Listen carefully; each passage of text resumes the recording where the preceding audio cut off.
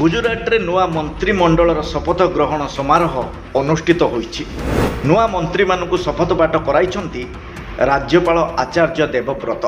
प्रथमे शपथ ग्रहण करिछन्ति हर्ष सांघवी। से उपमुख्यमंत्री भाव शपथ नैछन्ति। प्रथमे गृहमंत्री थिबा हर्ष सांघवी उपमुख्यमंत्री होइछन्ति। मध्याह्न 12:30 रे गांधीनगर महात्मा मंदिर रे शपथ ग्रहण उत्सव अनुष्ठित होईछि। हर्षଙ୍କ सह मंत्रिमंडलर अन्य सदस्य माने शपथ नैछन्ति। नूतन कैबिनेट आज शपथ ग्रहण करिवार कार्यक्रम रही।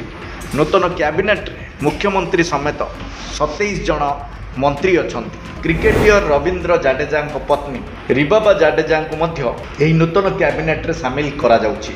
गुरुवार दिन गुजरात रे हठात एक बड़ राजनैतिक हईचई होइतिला। मुख्यमंत्री भूपेन्द्र पटेल अध्यक्षतार अनुष्ठित बैठक में राज्य कैबिनेटर समस्त मंत्री इस्तीफा देइथिले।